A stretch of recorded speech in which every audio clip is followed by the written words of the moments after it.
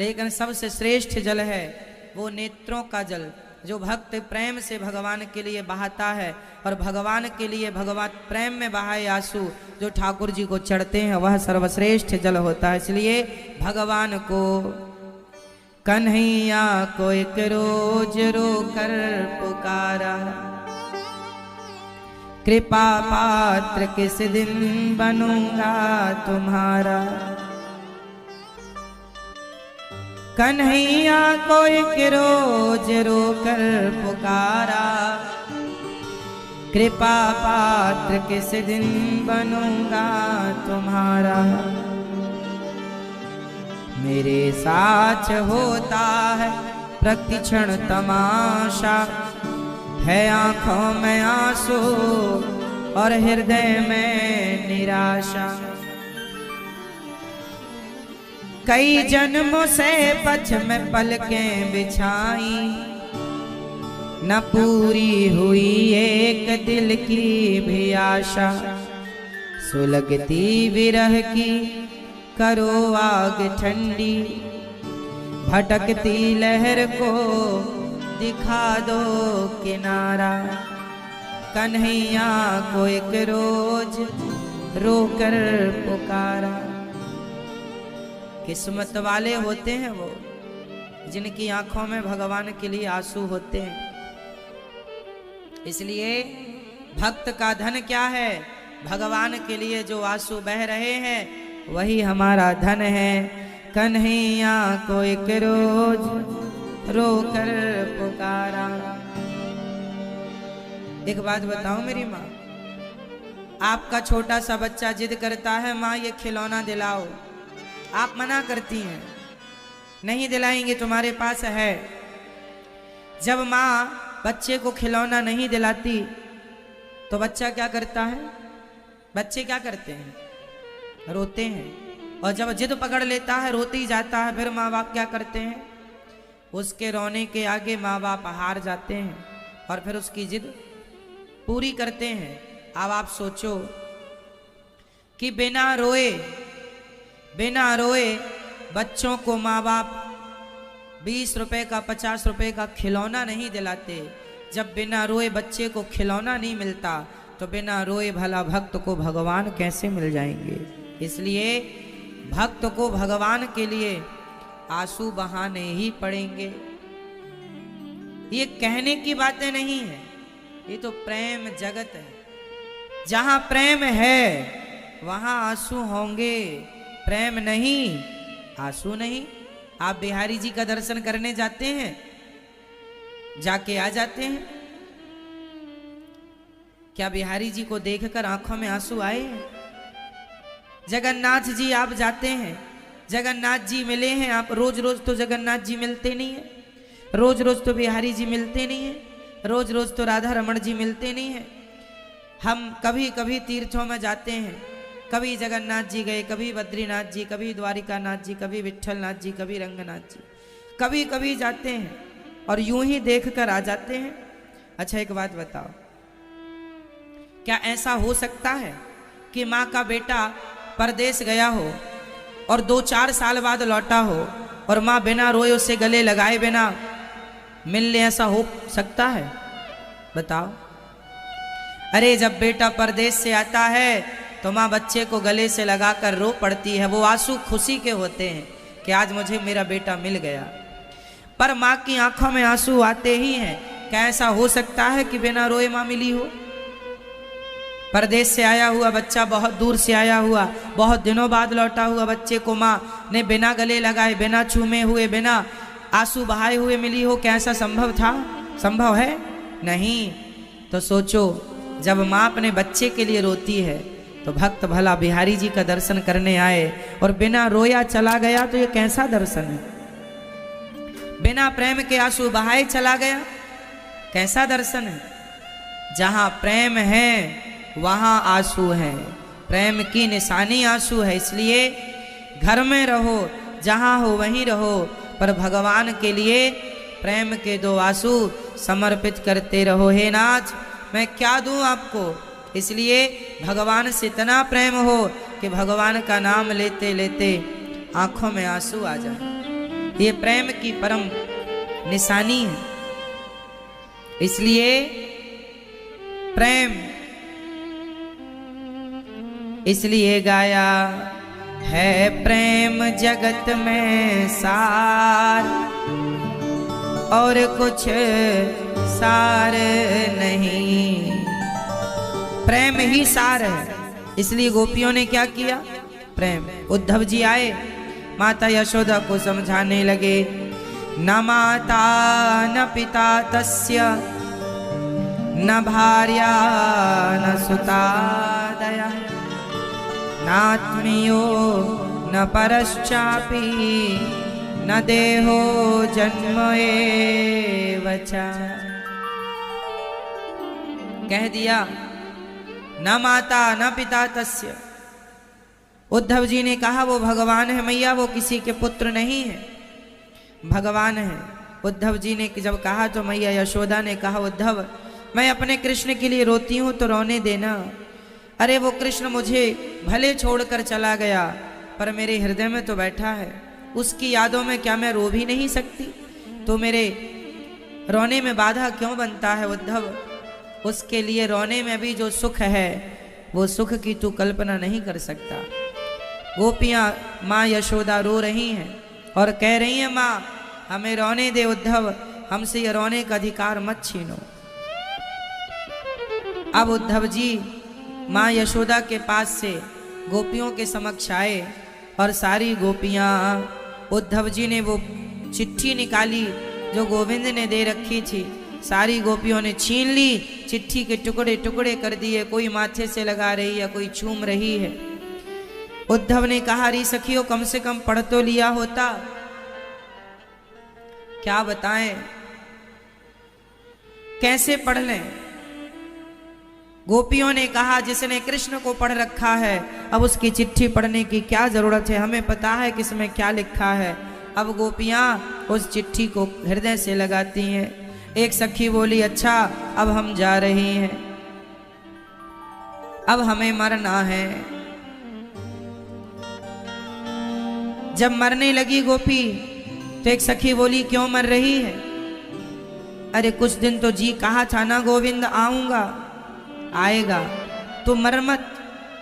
गोपी बोली, अब जी के क्या करना? सारी गोपियां कह रही हैं, हे गोविंद, ओ कान्हा रे तेरे बिना भी क्या जीना,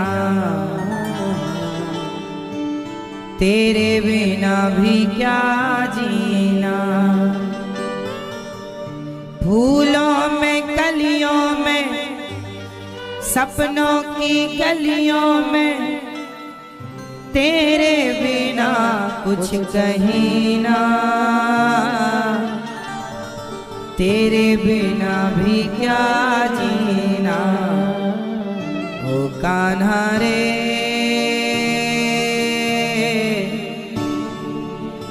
तेरे बिना भी क्या जीना।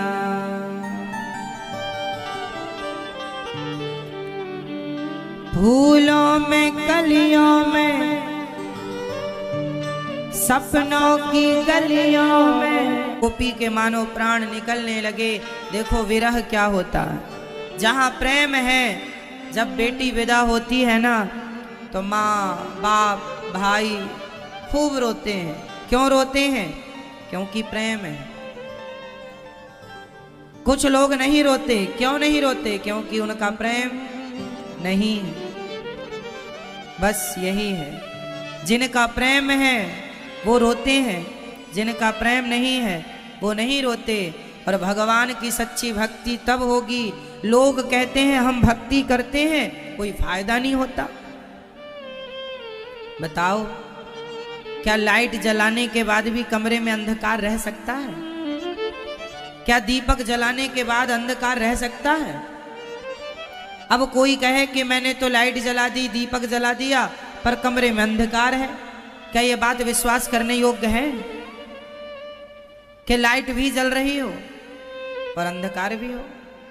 जैसे दीपक और अंधकार ये दोनों एक साथ नहीं रह सकते। उसी तरह आप भक्ति कर रहे हैं और आपको भगवत कृपा ना प्राप्त हो, ऐसा हो ही नहीं सकता। भक्ति बस सच्ची हो, शर्त ये। सच्ची भक्ति क्या है? जहां प्रेम है वहीं सच्चाई है। जहां आपने फूल चढ़ाया, हार चढ़ाया, मिठाई चढ़ाई और चढ़ा के आ गए, ये तो फॉर्मेलिटी थी, ये तो औपचारिकता थी। यहाँ प्रेम नहीं था। प्रेम होता तो आंखें गीली होती। भगवान कहाँ तुमसे धन दौलत की चाहत रखते हैं, सिर्फ प्रेम चाहते हैं। होए तो दे दो। भगवान को क्या पसंद है? केवल प्रेम। अब गोपियां बोली, अब हम मर जाएंगी, अब तेरे बिना क्या जीना कन्हैया। जब मरने लगी तो एक गोपी बोली, आशा रख पगली आएंगे। कहा है ना 2 दिन में आऊंगा, आएगा, इंतजार करो। इंतजार करना पड़ता है मेरी माँ। भक्ति भक्त को, मीरा को बचपन से भक्ति करते करते बुढ़ापे में जाकर भगवत साक्षात्कार हुआ। जिंदगी लगानी पड़ती है। बिना जिंदगी लगाए डिग्रियां नहीं मिलती, बिना जिंदगी बिना समय लगाए उपलब्धि नहीं मिलती, इज्जत सम्मान नहीं मिलता। तो बिना समय दिए भगवान कैसे मिलेंगे मेरी माँ? शबरी ने सारी जिंदगी लगाई है, इसलिए इंतजार करना पड़ेगा। भक्ति और भाव का, भक्ति और भाव का मजा लीजिए, थोड़ा इंतजार का मजा लीजिए। इंतजार करना पड़ेगा और इंतजार है तो आशा रख पगली आएंगे, हरि आएंगे, हरि आएंगे, हरि आएंगे, हरि आएंगे। आशा रखना। कुछ विलुलित माला कुंकुमश्मश्रुभिर्नः, वहतु मधुपतिस्तन मानिनीनां प्रसादं, यदु सदसि विडम्ब्यं यस्य दूतस्त्वमीद्र।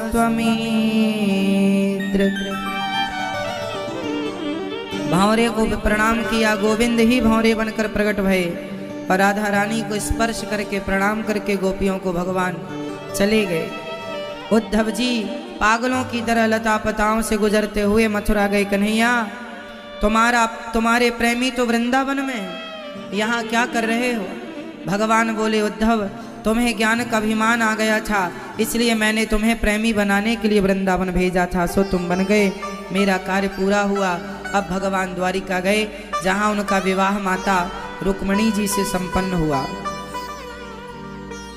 भगवान का दूसरा विवाह जाम्बवंत की बेटी जाम्बवती से हुआ और भगवान का तीसरा विवाह, ये जाम्बवंत की जो बेटी है ना, जाम्बवती मैया, यह जाम्बवंत जी वही हैं त्रेता युग वाले जाम्बवंत जी। इनकी बेटी से विवाह भगवान ने किया, क्योंकि भगवान के नगरी में एक सत्यजित नाम के सज्जन रहते थे, उनके पास बढ़िया मणि थी। भगवान ने कहा वो मणि आप हमें दीजिए। जब वो मणि नहीं मिली भगवान को, सत्यजित से कहा कि आप ये मणि हमें दे दो। सत्यजित ने कहा नहीं नहीं, ये मणि हम आपको नहीं दे सकते, मना कर दिया। एक दिन सत्यजित के भैया वो मणि पहन कर गए, उनके भाई को प्रसेन को शेर ने मारा, शेर को जाम्बवंत जी ने मार के मणि ले जाकर अपनी बेटी को दे दी। अब भगवान को कलंक लगा झूठा कि कृष्ण ने मणि मांगी थी, शायद हमने नहीं दी, इसलिए मणि मार करके, भाई को मार करके श्री कृष्ण ने मणि चुरा ली। भगवान को झूठा कलंक लगा। और देखो झूठा कलंक इसलिए लगता है, जो गणेश चतुर्थी की चंद्रमा को देखता है उसे झूठा कलंक लग जाता है। इसलिए गणेश चतुर्थी की चंद्रमा को लोग नहीं देखा करते। रामचरितमानस में भी इसका उदाहरण है। जो आपन चाहे कल्याणा, सुजसु सुमति शुभ गति सुख नाना, सुपर नारी लीलारे गोसाई, तजऊं चौथ के चंद्र किनाई। जो लोग अपना कल्याण चाहते हैं, जो स्त्री जो पुरुष, वह गणेश चतुर्थी की चंद्रमा को बिल्कुल ना देखा करे। और मैं तो कहता हूं कि भगवान ये शापित है चंद्रमा, चतुर्थी की चंद्रमा इसलिए नहीं देखा जाता, वर्जित है ना। अब जो स्त्री अपना कल्याण चाहती है, गोस्वामी तुलसीदास जी की चौपाई के अनुसार, जो आपन चाहे कल्याण, जो अपना कल्याण चाहता है पुरुष और जो अपना कल्याण चाहती है स्त्री, वह पर पुरुष और पर नारी से बचे। इस संसार में सबसे खतरनाक, सबसे बुरा क्या है, सबसे बुरी क्या है, बुरी वस्तु वह क्या है? तो शास्त्र कहते हैं पर स्त्री और पर पुरुष दोनों ही सबसे बुरे हैं। पर स्त्री सबसे बुरी है, पर पुरुष सबसे बुरा है। पर नारी पैनी छुरी, तीन तरफ से खाए, धन हरे यौवन हरे और घोर नरक ले जाए। इसलिए वह व्यक्ति अच्छा है जो पराई स्त्री और पराई पुरुष से बचा है। इसलिए आपको भी इस बात का ध्यान रखना चाहिए कि हम किसी पराई स्त्री के चक्कर में बिल्कुल ना पड़ें, किसी पराई पुरुष के चक्कर में ना उलझें, क्योंकि जीवन भर आदमी नाम इज्जत कमाता है और एक जरा सी गलती में वो नाम इज्जत मिट्टी में मिल जाता है। इसलिए स्वाभिमानी जीवन क्या है? स्वाभिमान से जीना है और स्वाभिमान से मरना है। स्वाभिमानी बनो। मर जाना अच्छा है, पर अपने चरित्र पर, अन्य गलतियां तो देखो माफ हैं। हमसे कोई गलती हो जाए, कहने में त्रुटि हो जाए, हमने कुछ कहने में त्रुटि कर दी तो वो गलती माफ है, आप माफ कर देंगे। परंतु चरित्र की गलती किसी की माफ नहीं होती। इसलिए आप सबको अपना चरित्र मजबूत रखना चाहिए। मर जाना अच्छा है, पर चरित्रहीन होकर समाज में जिंदा रहना अच्छा नहीं है, ऐसी मेरी मान्यता है। चरित्रवान बनो। सबसे बड़ी संपत्ति है चरित्र। रामचरित्र सुनवे को रसिया, राम लखन सीता मन बसिया। राम के चरित्र की ही पूजा होती है। आजकल छोटे छोटे बच्चों को माँ बाप शायद ना समझा पाए, ना सिखा पाए।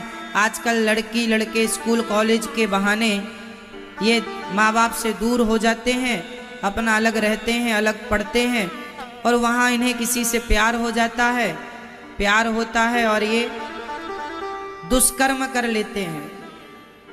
और अंत में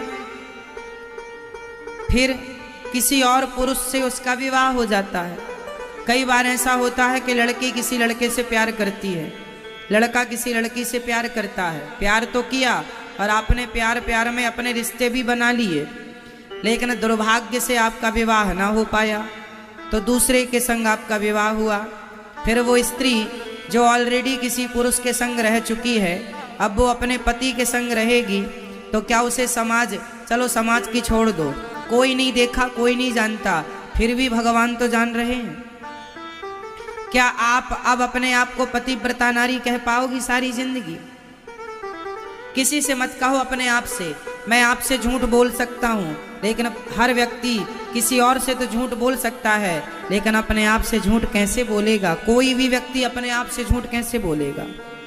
आप जमाने को झूठा बोल सकते हैं कि जी मैं शुद्ध हूँ गंगा की तरह, पर आप अपनी आंखों में आंखें डाल के बताइए कि आप ठीक हैं कि नहीं, आप पवित्र हैं कि नहीं। इसलिए हर लड़की को ये बात समझना चाहिए, हर लड़के को ये बात समझना चाहिए कि जब आप किसी की पत्नी बने तो बिल्कुल पतिव्रता नारी ही बने, जो पत्नी अपने पति के अतिरिक्त स्वप्न में भी, अब आप तो शादी के पहले ही संबंध बना चुके हैं किसी से, तो ये व्यवहार तो किसी वैश्या का हो सकता है, पतिव्रता नारी के ये लक्षण नहीं है, ये पतिव्रता नारी नहीं हो सकती। यदि आपने किसी और से संबंध बना लिया और फिर आपने शादी की, तो फिर आप समाज की नज़र में तो भले अच्छे हैं, क्योंकि किसी को कुछ ज्ञान है नहीं, पता नहीं, पर उस ईश्वर की नज़र में तो आप एक वैश्या ही हैं, क्योंकि ये कृत्य तो एक वैश्या का है।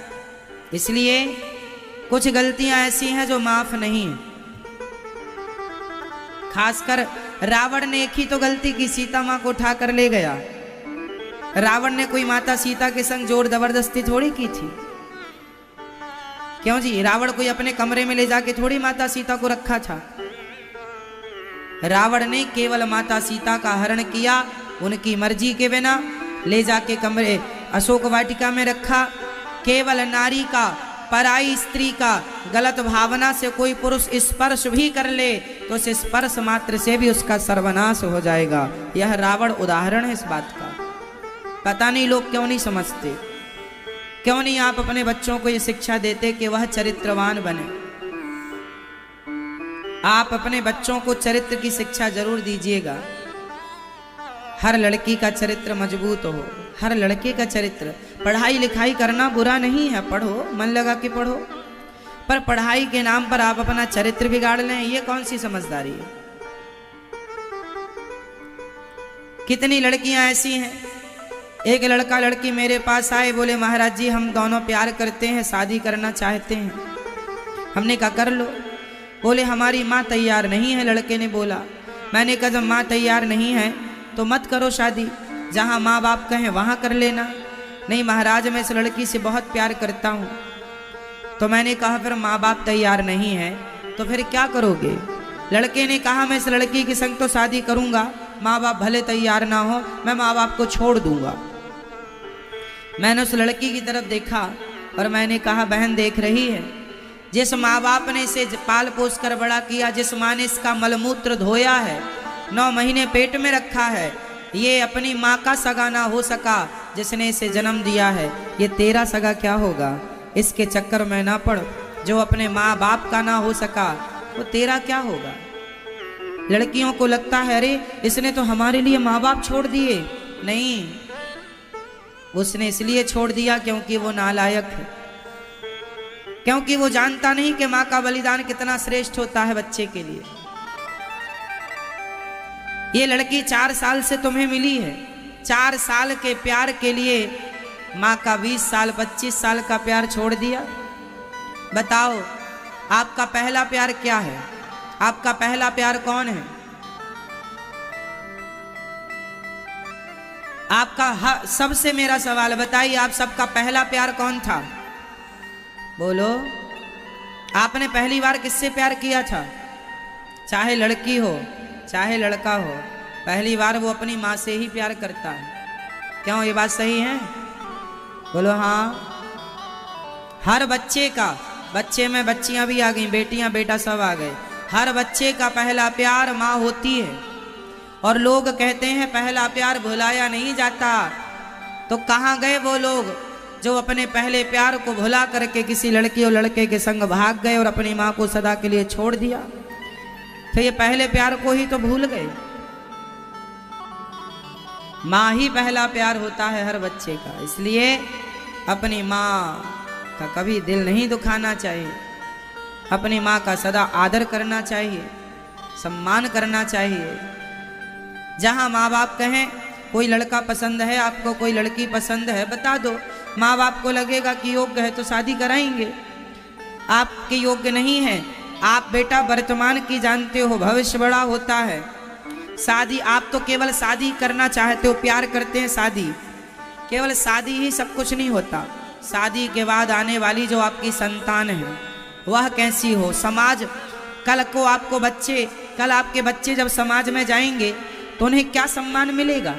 अरे इसकी माँ तो भाग के आई थी, आपके बच्चों को भी ताना सुनना पड़ेगा, तेरी माँ तो भाग के आई थी, भाग के तेरी माँ ने शादी की थी, तेरे पापा तो भाग के शादी किए थे, माँ कोई और है, पिता कोई और है, ये तो वर्ण संकरी है।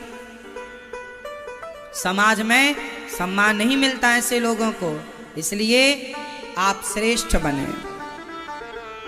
जात समाज से भी श्रेष्ठ हो, कर्म से भी श्रेष्ठ हो,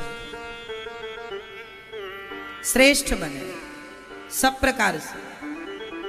किसान खेत में बीज बोता है ना, समझिएगा, किसान खेत में बीज बोता है तो जो फसल स्वयं काटता है वो बीज नहीं बोता, सोसाइटी से अच्छी क्वालिटी का बीज लाता है किसान और फिर खेतों में बोता है, क्योंकि जितना अच्छा बीज बोएगा उतनी अच्छी फसल आएगी।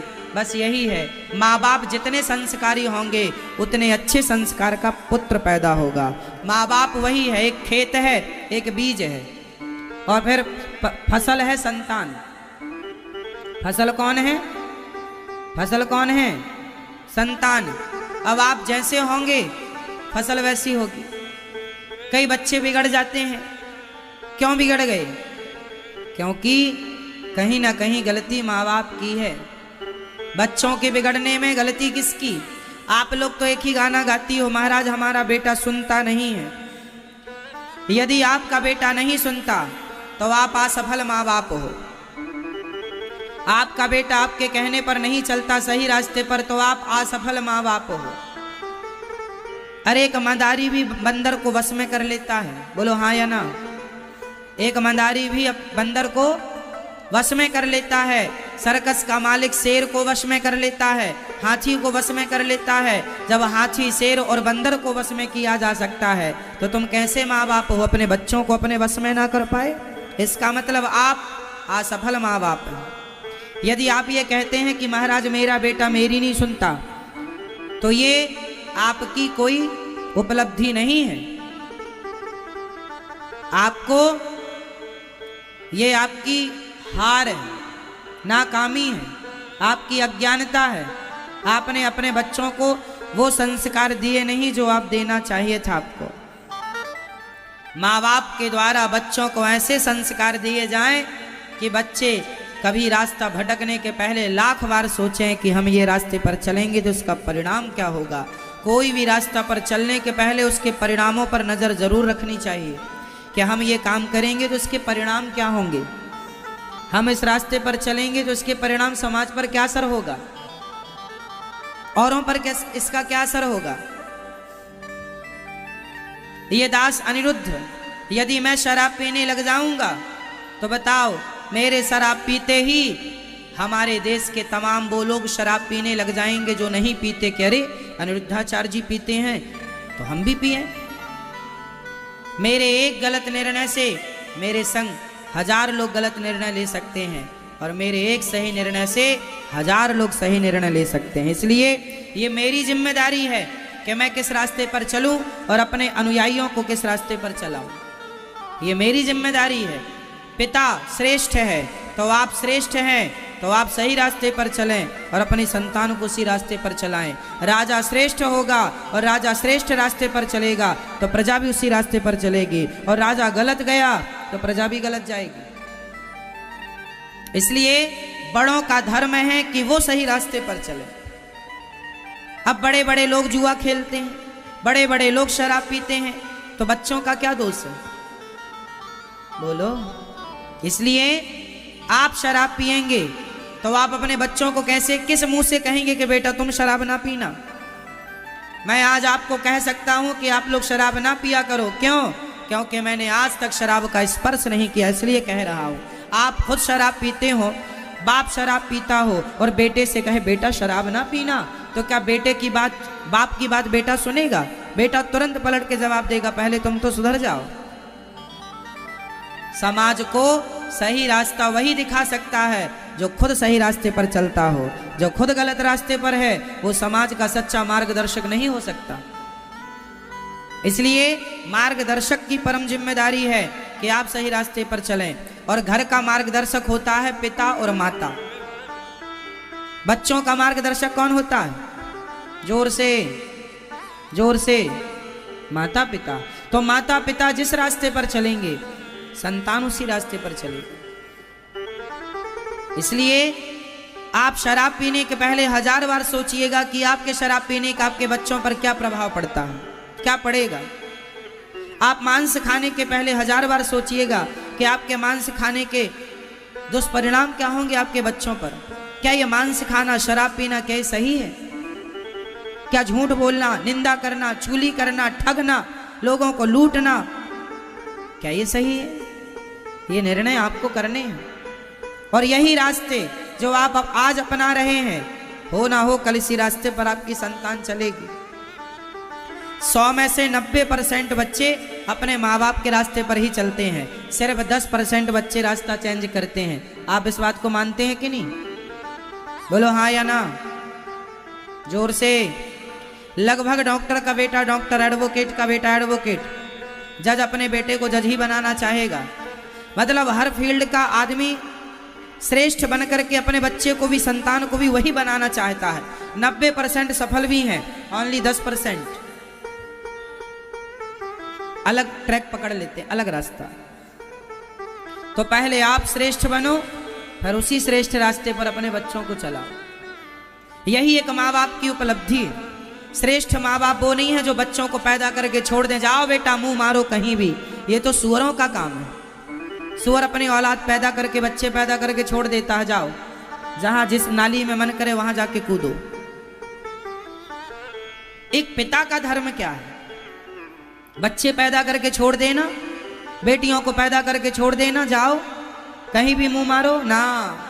माँ बाप का धर्म है कि आप अपने बच्चों को श्रेष्ठतम पुत्र बनाएं, श्रेष्ठ संस्कार दें। इस आप घर में क्या खाते हैं? अच्छे से अच्छा खाने की कोशिश करते हैं? बोलो हाँ। आप सबसे हेल्दी खाने की कोशिश करते हैं? अपने बच्चों को आप सबसे अच्छे से अच्छा खवाते हैं? हाँ या ना? बोलो हाँ या ना। आप खुद अच्छे से अच्छा खाने की कोशिश करते हैं, बच्चों को अच्छे से अच्छा खवाने की कोशिश करते हैं। जब हर चीज़ अच्छा करते हैं बच्चों के लिए, अच्छे से अच्छे कपड़े, अच्छे से अच्छा स्कूल, आप बच्चों का नाम लिखाने के पहले 10 बार सोचते हैं किस स्कूल में बच्चे का नाम लिखाऊं, ये अच्छा है कि ये अच्छा है। दोनों में आप देखते हैं कि ये ज़्यादा बेहतर है। वहाँ जब अच्छे से अच्छा स्कूल, अच्छे से अच्छे कपड़ा, अच्छे से अच्छा खाना, तो अच्छे से अच्छे संस्कार क्यों नहीं मेरी माँ? यहाँ चूक जाता है आदमी। स्कूल तो अच्छे से अच्छा है, कपड़े तो अच्छे से अच्छे हैं, खाना पीना अच्छे से अच्छा, पर संस्कार अच्छे से अच्छा नहीं होता। यहाँ मार खा जाता है, मार खा जाते हैं माँ बाप। इसलिए आपको सफल माँ बाप बनना है। और सफल माँ बाप वही है जिनके बच्चे चरित्रवान हैं। आपका बच्चा भले एक क्लास कम पढ़ा हो, भले एक डिग्री कम हो, पर चरित्रवान है तो आपका बच्चा ही श्रेष्ठ है। क्या करेंगे हम उन डिग्रियों का जो चरित्रहीनता लेकर आई हैं? इसलिए चरित्र सबसे बड़ी शिक्षा है। पहले के गुरुकुलों में, पहले के शिक्षा में चरित्र की शिक्षा भी दी जाती थी। पहले चरित्र का बहुत बड़ा स्थान था। झांसी की रानी का नाम तो सुना होगा आपने। झांसी की रानी के घोड़े को जब गोली लग गई और झांसी की रानी का घोड़ा अचेत हो गया, झांसी की रानी ने कहा घोड़ा तो मर गया, वो अंग्रेजों से घिर गई चारों ओर से। तब जंगल में एक साधु ने कुटिया बनाकर, जो तपस्या कर रहे थे, सूखी सूखी घास अपने ऊपर डालकर झांसी की रानी ने आग लगा ली। संत ने कहा अरे बेटी क्यों जल रही है? झांसी की रानी ने कहा था, ये झांसी की रानी के मरते हुए के शब्द थे, सुन लो। झांसी की रानी ने कहा था महात्मा जी कह देना जगत को कि जब तक शरीर में ताकत थी तो देश की रक्षा कर रही थी, अब दुश्मनों से घिर चुकी हूँ, अब अपने चरित्र की रक्षा करने जा रही हूँ मैं। यदि मैं लग गई उनके हाथों तो वो मेरा चरित्र बिगाड़ देंगे। और भारत की नारी है, मर जाएगी पर अपने चरित्र के संग समझौता नहीं करेगी। खूब लड़ी मर्दानी वो तो झांसी वाली रानी थी। सिंहासन हिल उठे राजवंशों ने, भ्रकुटी तानी थी, बूढ़े भारत में भी आई फिर से नई जवानी थी। खूब लड़ी खूब लड़ी खूब लड़ी मर्दानी, मर्दों की तरह लड़ी थी। आपकी बेटियां जूजू हो गई हैं, अरे बनाओ अपनी बेटी को झांसी की रानी। खूब लड़ी मर्दानी, वो तो झांसी वाली रानी थी। हर माँ बाप से मैं प्रार्थना करूंगा अपनी बेटियों को भी तलवार चलाना, लाठी चलाना, कराटे चलाना सिखाओ। कराटे से, लाठियों से, तलवार से वो आत्मरक्षा कर सके। कल को कोई उसके ऊपर गंदी नजरें डाले तो वो लड़की अपने आप को उन दुष्टों से बचा सके। क्या ये शिक्षा माँ बाप को नहीं देना चाहिए बच्चों को? सबसे बड़ी शिक्षा क्या है? आत्मरक्षा, सेल्फ डिपेंड, आत्मनिर्भर। आप समय पे पुलिस आएगी ना, समय पे पुलिस आएगी ना समय पे संसार आएगा। समय पे आपका बल, आपका दिमाग काम आएगा। इसलिए बच्चों को, बेटियों को विशेषकर झांसी की रानी बनाने का वक्त है। चाहो तो बनाओ। इसलिए चरित्र के लिए तो हर प्रकार से हर माँ बाप को जागरूक होना चाहिए। चरित्र बहुत आवश्यक है। आजकल हमारी बहन बेटियां किसी भी लड़के के संग लेकर उसे भाग जाती हैं, कोई भी हो। कितना लव जिहाद चल रहा है। कोई लड़का फंसाता है किसी लड़की को, ले जाके विदेशों में 1 लाख 2 लाख 5 लाख में बेच देता है। सारी जिंदगी तुम्हारी बर्तन धुलने में और शारीरिक शोषण कराने में गुजर जाएगी, कोई ऑप्शन नहीं है। इसलिए माँ बाप, अच्छा मुझे बताओ, हर बच्चे से मेरा सवाल है, आपके माँ बाप आपका हित चाहते हैं कि नहीं? जवानी आते ही, पता नहीं आजकल के बच्चों को क्या हो जाता है, आजकल जवानी आते ही बच्चों को उनके माँ बाप उन्हें दुश्मन लगने लग जाते हैं। आजकल ये देखने में आता है, जवानी आते ही आजकल बच्चे अपने माँ बाप को अपना दुश्मन मानने लग जाते हैं कि हमारे माँ बाप जो कह रहे हैं गलत है, दोस्त जो कह रहे हैं वो सही मानते हैं। माँ का कहा हुआ उसे गलत लगता है, बाप का कहा हुआ गलत लगता है। क्यों? विनाश काले विपरीत बुद्धि। यही है, जब गुरु की बातें, माँ बाप की बातें बच्चे ना सुने, समझ लेना किसके विनाश का समय है। और जाको प्रभु दारुण दुख देही, ताकि मति प्रहले हर लेही। अब जिसके जीवन में दुख है तो अब कोई कुछ नहीं कर सकता। ये बात सही है कि नहीं? जवानी आते ही आजकल बच्चे अपने माँ बाप को समझते नहीं। माँ बाप से बच्चे कहते हैं कि हम अपना निर्णय खुद ले सकते हैं, हम अपना डिसीजन खुद ले सकते हैं। अरे भाई, इतने बड़े हो गए, डिसीजन ले स्वीकार करता है। आप सदा ही आशीर्वाद बनाए रखें। मैं सदा आप सबकी सेवा करता रहूं, वृद्ध माओं की सेवा, अन्य क्षेत्र की सेवा। आपको कथा सुनाने की भी, देखो ये भी एक सेवा है। मैं आपको पैसे तो दे नहीं सकता, धन धान्य तो दे नहीं सकता, लेकिन वाणी से सेवा कर रहा हूँ। तो ये वाणी से जो कथा सुना के कर रहा हूँ, ये भी एक सेवा है। हाथ पांव से भी करता हूँ, माओं के चरण दबा के। अब आप लोगों के चरण में दबा नहीं सकता, क्योंकि आप लोग हमारे अतिथि हैं। मैं तो आपकी भी सेवा करने को तैयार हूँ, लेकिन फिर भी मैं आपकी सेवा वाणी से करता हूँ। और मेरी वृद्ध माताओं की सेवा शरीर से करता हूँ, चरण दबाकर। और बाकी अतिथियों की सेवा भोजन परोस के करता हूँ। तो जो जैसा है, जैसा जिस लायक है, उसकी सेवा ये दास सब प्रकार से सेवा करता है और आगे भी करता रहे। गुरु चरणों में भी दास का बारंबार नमन, और गुरुजनों का, विप्र देवताओं का, साधु जनों का, आप सभी भक्तों का आशीर्वाद सदा बना रहे। मेरे हृदय में सदा मेरे गोविंद सदा के लिए बैठे रहें। बस यही मैं आपसे आशीर्वाद की कामना करूंगा। बस सेवा करते करते ही मेरा जीवन पूरा हो, बस ये आशीर्वाद चाहता हूं, और कोई चाहत नहीं। प्रिय भक्तों, आप सब लोग बड़ भागी हैं, बहुत पुण्यशाली हैं आप लोग कि आप लोगों को ये वृंदावन धाम मिला है। प्रिय भक्तों,